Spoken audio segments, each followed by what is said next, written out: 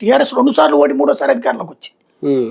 14లో అధికారంలోకి వచ్చింది కదా, 4లో అవును. ఉమ్. కలిసి కూటమిగా. 2009లో తెలుగుదేశంతో పోటీ చేసి ఓడిపోయింది. 2014లో అధికారంలోకి వచ్చింది సింగిల్గా. ఉమ్. వైసీపీ పెట్టాక ఇట్లాగ వచ్చాడు. ఇదంతా కూడా ఈయనకి ఎలాగ ఉన్నది అంటే అసలు అట్లా వస్తాడు అతను. ఉమ్. విపరీతమైనటువంటి అది జలస్ అన్నమాట, విపరీతమైన ద్వేషం. ఎట్టొస్తాడు, ఎట్టిస్తారు వీళ్ళకి, అసలు వాళ్ళు దుర్మార్గులే, రాక్షసులే, వాళ్ళు కనబడగానే రాత్రిపూట్ల మనుషుల్ని కసకస కసకస పొడి చంపేస్తుంటారే అన్నంత ఫీలింగ్ ఉంది ఈయనకి. అంత ఫీడ్బ్యాక్ ఎవరు ఇచ్చారో తెలియదు మనకి. ఆ నియోజకవర్గంలో ఆ జిల్లాలో ప్రజలు ప్రేమించకపోతే ఎంతమందిని చంపుతారు వీళ్ళు. అక్కడున్న పులివెందుల రోడ్లు చూస్తే నీ హైదరాబాద్ రోడ్లతో పోటీ పడతాయి. అది వాళ్ళు అభివృద్ధి చేసి చూపించారు కాబట్టి అక్కడ నమ్ముతున్నారు.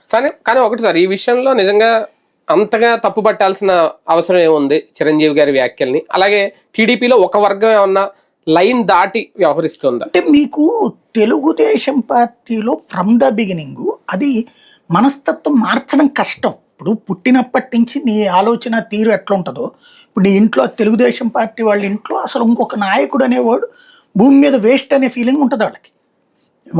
దైవాంశ సంభూతుడు ఎన్టీ రామారావు. ఆయన లాంటి దైవాంశ సంభూతుడి వల్ల అసలు ఆంధ్రప్రదేశ్లో మనందరం కూడా బ్రతుకుతున్నాం. ఆ తర్వాత మనందరికీ అన్నం తినడం నేర్పించింది, మన ఇళ్లలో ఉన్నటువంటి మహిళలు పుట్టింటికి వెళ్ళడం నేర్పించింది. ఆ తర్వాత అసలు మనకి సంస్కారము సంస్కృతి